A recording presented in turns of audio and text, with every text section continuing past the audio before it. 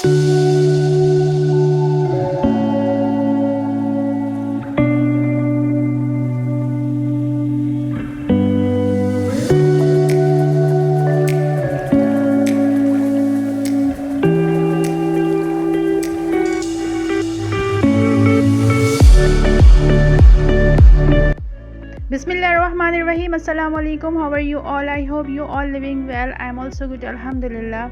Welcome to my channel life with Misha. तो जी आज का व्लॉग हम स्टार्ट करते हैं और ये टाइम था इवनिंग का और मैं स्टोव्स क्लीन कर रही थी क्योंकि अब रात का डिनर बनाना था। तो उससे पहले मैंने सोचा मैं स्टोव वगैरह क्लीन कर लूँ और अच्छा लगता है कि नीट एंड क्लीन मतलब स्टोव पे काम करो तो मज़ा भी आता है साफ़ सुथरी जगह पे। और सबसे पहले मेरी ये हैबिट है कि मैं मतलब काम स्टार्ट करने से पहले किचन ज़रूर क्लीन करती हूँ। इससे यह होता है कि मुझे भी थोड़ा सा वर्क करने में मज़ा आता है और फिर गंदी जब किचन हो रहा होता है तो फिर दिल भी नहीं चाह रहा होता कोई रेसिपी वगैरह बनाने का या फिर कुछ भी काम करने को ना।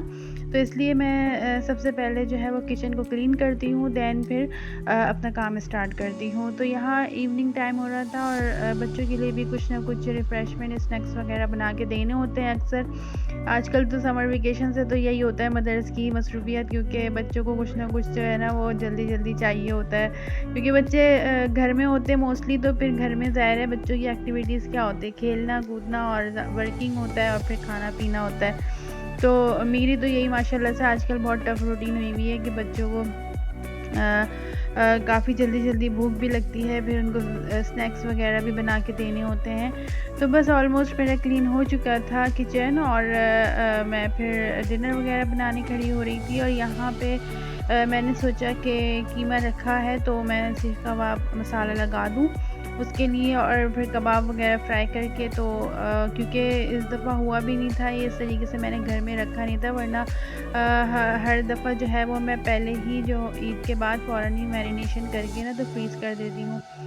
तो बस यहाँ मैंने कीमा ले लिया था और साथ ही फिर मैंने इसमें लहसुन अदरक का पेस्ट ऐड कर दिया था और हरी मिर्चें थोड़ी सी ऐड कर दी थी और इसमें कच्चा पपीता ऐड कर दिया था मैंने, जो कि बहुत अच्छा होता है और मीट को टेंडर कर देता है। और इसमें मैंने सीख कबाब मसाला और पिसी हुई मिर्चें थोड़ी सी मैंने ऐड की थी थोड़े से स्पाइस के लिए।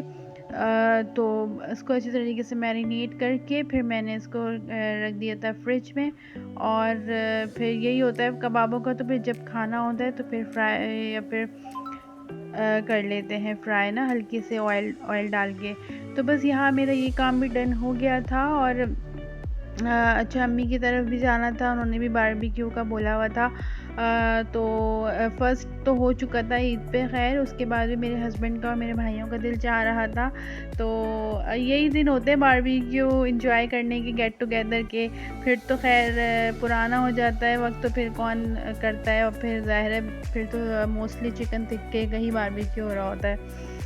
तो यहाँ फिर मैं बनाने लगी थी मैंगो शेक और बहुत दिल चाह रहा था। और शाम में ठंडा ठंडा दिल चाहता है कि कुछ ना कुछ ड्रिंक पी लिया जाए। तो बस यहाँ मैं बच्चों के लिए और अपने लिए बना रही थी मैंगो शेक और बहुत मज़ेदार सा। गर्मियों में तो बस यही दिल चाहता है कोई ना कोई ड्रिंक पियो या फिर कोई ना कोई जूस बना के पियो।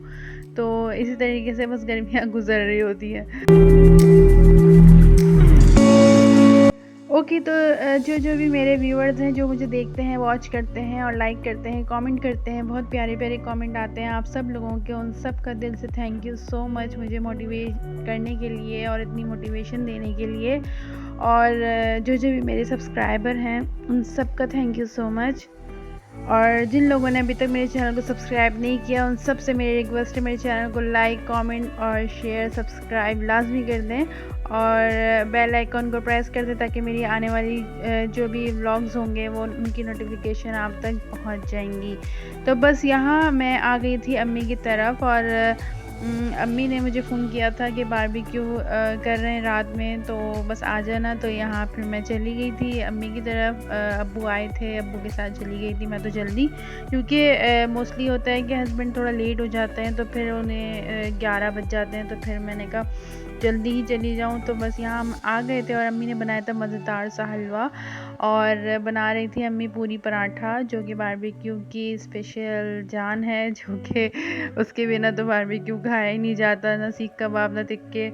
तो वो अम्मी घर में बना रही थी। ईद पे अच्छा अम्मी ने बाज़ार से मंगवा लिए थे, बट वो इतने मज़े के नहीं थे। बट अम्मी के हाथ के तो माशाल्लाह से बहुत ही ज़बरदस्त अम्मी बनाती हैं। तो यहाँ अम्मी रेडी कर रही थी और बच्चे तंग कर रहे थे, भाभी उनको सौंफ दे रही थी तो वो ले नहीं रही थी, कह रही है पूरा बॉक्स दे दे। तो बस बच्चों का तो यही होता है, और ख़ास तौर पे मेरी छोटी बेटी तो बस हर चीज़ को बड़ों से कंपेयर करेंगी, और बस पूरा बॉक्स चाहिए उनको। तो चीनी की भी वो बहुत शौकीन है, और सौंफ की, तो बस यही है। और आप सब लोगों ने बारबेक्यू किस किस ने किया, किस किस ने नहीं किया, मुझे कमेंट बॉक्स में ज़रूर बताइएगा अब तक। और क्या मसरूफियात हैं आप लोगों की समर वेकेशंस की। मेरी तो बहुत टफ़ रूटीन है माशाल्लाह से, बच्चों के साथ तो फिर टफ़ हो ही जाती है हाउसवाइफ्स की। तो बस यहाँ पे हस्बैंड का वेट हो रहा था और भाई लोग आ गए थे, और बस उन्होंने अपना प्रोसेस शुरू कर दिया था। मैंने भाई से बोला था आप लोग शुरू तो करें, फिर रास्ते में ही थे, ज़ाहिर है थोड़ा सा डिस्टेंस पे जाते हैं हस्बैंड काफ़ी दूर, तो आते आते टाइम तो लग जाता है। और यहाँ पे फिर सेटअप इन लोगों ने लगा दिया था, और बाकी हस्बैंड आ चुके थे मेरे, और फिर बस वो बारबेक्यू स्टार्ट हो गया था। अच्छा, यहाँ पे मेरा दूसरा टॉपिक आप लोगों के साथ, आप लोगों ने देख ही लिया होगा मेरा थंबनेल पे, इंसान की असल हकीकत क्या है। मतलब मैंने कल नॉर्मली, मतलब मैं बैठी हुई थी तो मैं ऐसे स्क्रॉल कर रही थी इंस्टा, तो एक वीडियो मैंने वॉच करी जो बहुत ज़्यादा मेरे हार्ट को मतलब टच कर गई, कि इंसान की हकीकत क्या है इन दी एंड, उसकी कब्र, और मतलब सब कुछ इंसान अपना समझ लेता है इस दुनिया में ही, और इतना बुरा कर रहा होता है, इतना बुरा दूसरों के साथ दुश्मनियाँ लेके बैठे हुए होते हैं, या हसद कर रहे होते हैं, या फिर नातफाकियाँ होती हैं, या जल रहे होते हैं। तो इन सब चीज़ों से मैं उन लोगों को कहूँगी, मतलब जो बुराइयाँ कर रहे हैं, तो मतलब इन दी एंड हमें क्या कहाँ जाना है, अल्लाह को जवाब देना है, अल्लाह के सामने खड़े होना है, तो तब क्या होगा। तो मेरे तो रोंगटे खड़े हो गए थे, मतलब कब्र इतनी तंग कर दी जाएगी, और मतलब कि किस तरीके से वहाँ रहा जाएगा। हम तो एसी के बिना 2 मिनट नहीं रह सकते, तो हम फिर कब्र के अंदर इतने इतने ऐसी सिचुएशन में कैसे रहेंगे। जो भी ऐसे लोग हैं, हम सभी मतलब सभी गुनहगार हैं, बट हमें पल पल अल्लाह से अपने गुनाहों की तौबा करते रहना चाहिए, और कोशिश ये करनी चाहिए कि जितना दूसरों के साथ अच्छा कर सकें हम करें, नेकी फैलाएं और नेकी के काम करें, और बुराई ख़त्म कर दें, बुराई अपने अंदर से ख़त्म करें, क्योंकि बुराई का कोई वो नहीं है ना। बुराई तो बुराई होती है, और इसका अंजाम भी बहुत बुरा होता है। मतलब लोग समझते हैं कि हम ना सामने वाले को गिरा के और ख़ुद कामयाब हो जाएं, बट ऐसे कैसे हो सकता है। अल्लाह तो देख रहा है, अल्लाह तो सबको देख रहा है, अल्लाह तो हर छुपी चीज़ को भी देख रहा है। तो फिर आप लोग कैसे, मतलब हम लोग ही कैसे सोच सकते हैं कि हम लोग किसी का बुरा करके और हम कामयाब हो जाएं। ऐसा तो इम्पॉसिबल है। हमें दूसरों के लिए अच्छा सोचना होगा। मतलब दूसरों के लिए अगर एक रास्ता आप उसको ढूंढ के देंगे, तो आपके लिए अल्लाह पाक 10 रास्ते खोल देंगे। तो ये सोच होनी चाहिए। बस अल्लाह ताला सबको हिदायत दे। और मतलब मुझे तो लिटरली कल मैंने एक वीडियो वॉच करी ना, तो मेरे तो रोंगटे खड़े हो गए थे।